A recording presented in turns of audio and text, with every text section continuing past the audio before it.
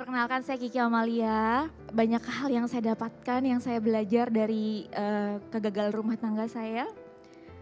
Sehingga saya terpuruk Ustadz. Saya malu untuk berinteraksi dengan orang. Saya malu untuk mendapat teman baru. Saya malu untuk menerima pekerjaan. Karena masalah rumah tangga itu sangat-sangat membuat saya jatuh terpuruk di titik yang terendah Ustadz. Saya tidak punya kepercayaan diri sehingga saya malu untuk bergaul dengan siapapun.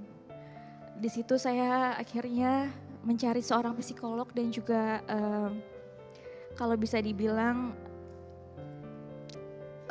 ahli agama untuk saya menguatkan hati saya. Jadi setelah 4 tahun saya memulihkan hati saya berkonsultasi dengan ahli agama dan juga psikolog. Kemudian ujian datang kembali kepada hidup saya. Ayah saya sakit Ustadz. Ayah saya divonis kanker usus Ustadz. Saya harus, karena saya adalah tulang punggung keluarga. Walaupun ayah saya seorang dokter, tapi saya harus menggantikan peran beliau. Apapun saya lakukan untuk pengobatan ayah saya. Karena ayah saya itu membutuhkan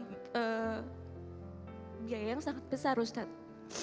Sehingga saya mengambil pekerjaan apapun, menjadi DJ pun saya lakukan.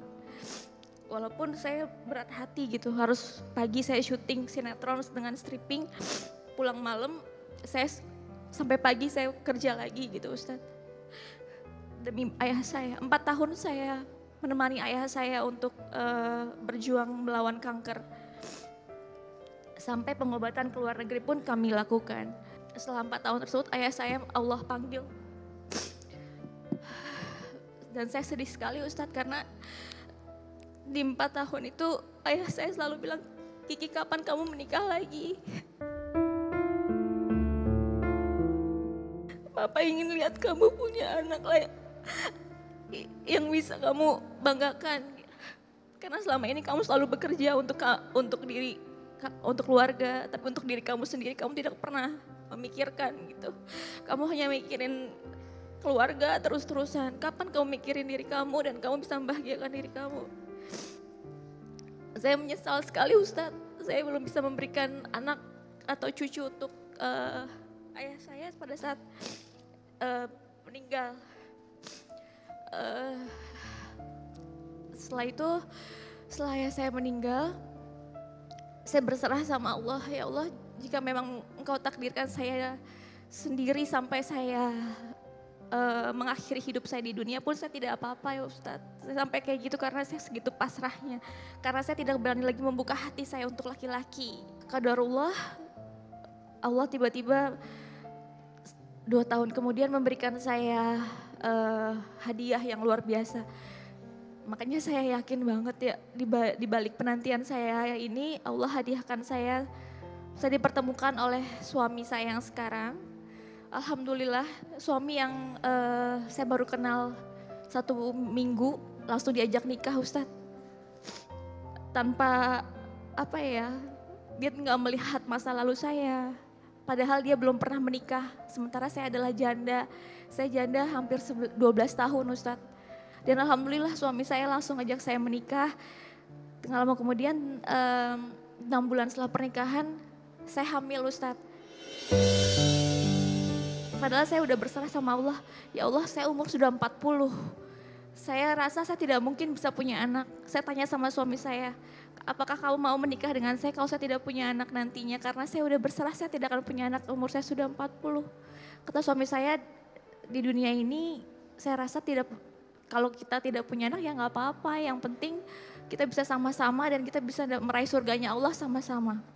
Dari situ saya, ya Allah ternyata Allah ini begitu luar biasa sama saya. Di balik penantian dan ujian saya Allah berikan yang luar biasa Ustadz. Jadi yang saya mau tanyakan sama Ustadz, apakah kemarin selama 10 tahun itu saya depresi, apakah saya dosa Ustadz? Di agama Islam itu kalau kita depresi itu atau putus asa, apakah saya dosa selama 10 tahun, hampir 12 tahun itu Ustadz? Saya bertanya juga, di usia saya yang 40 kemarin Allah berikan saya kehamilan dan sekarang saya sudah punya anak. Ya apakah itu adakah surat dalam Al-Quran yang bisa meyakinkan mungkin inspirasi untuk orang di luar gitu ya, untuk ibu-ibu di sini bahwa ternyata di umur 40 juga bisa hamil dan melahirkan. Terima kasih Ustadz. Assalamualaikum warahmatullahi wabarakatuh. Waalaikumsalam warahmatullahi wabarakatuh. Bunda, ada dua hal yang ingin coba Ahilman bahas dari kisah dan ceritanya Mbak Kiki Amalia kepada kami hari ini. Yang pertama tentang depresi atau stres berlebihan.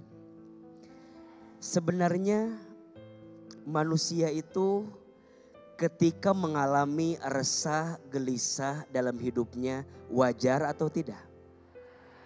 Wajar. Yang tidak wajar dan tidak boleh adalah berlebihan dalam kegelisahan.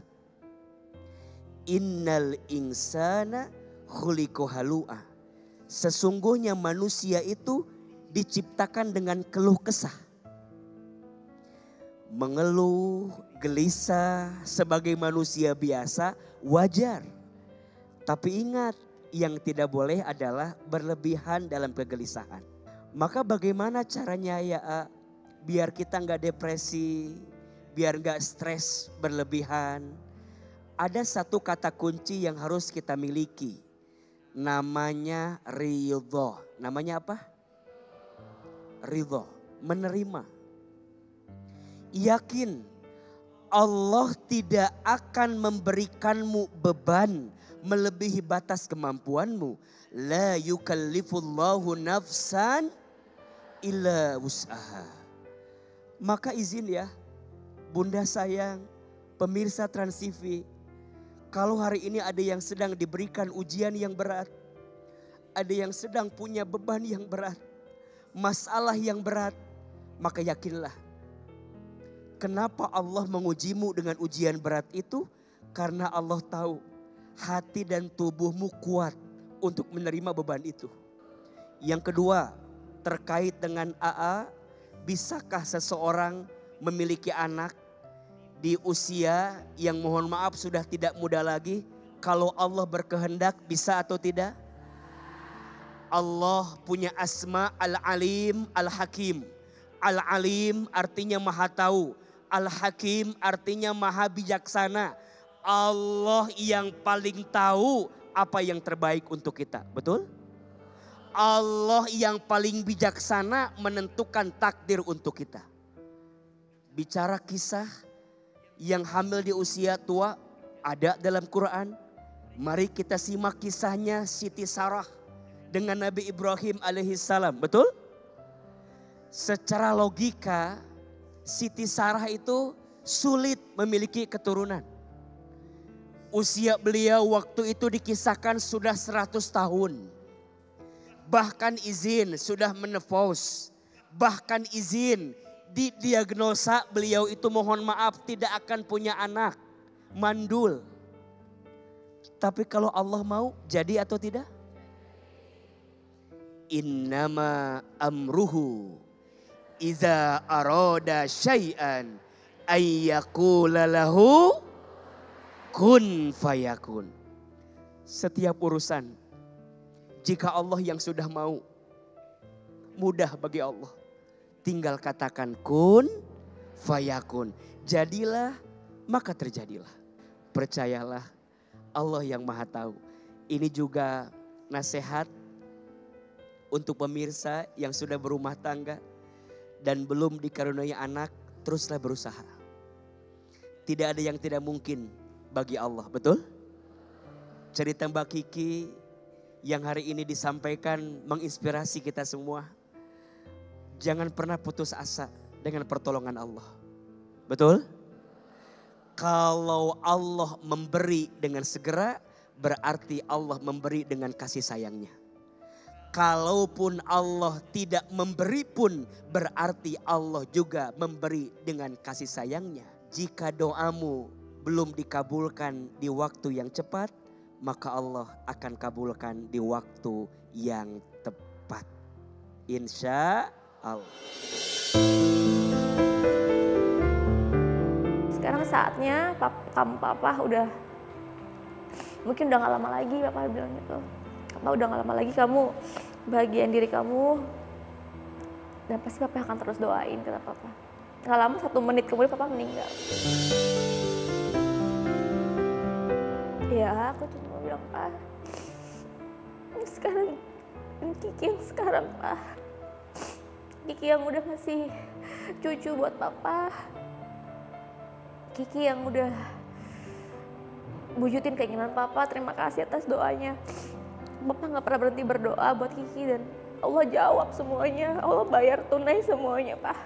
Semua kesakit hatian Kiki, semuanya Allah kasih berlipat-lipat kebahagiaan. Allah kasih Kiki suami yang baik, suami yang meratukan Kiki luar biasa, Masya Allah.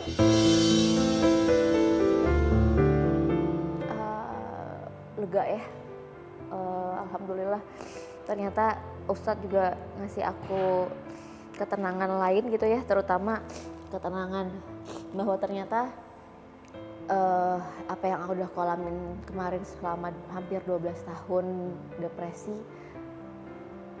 gak hanya aku aja, banyak orang lain juga yang merasakan hal tersebut gitu. Jadi aku harus bangkit, aku gak boleh patah semangat lagi ke depan.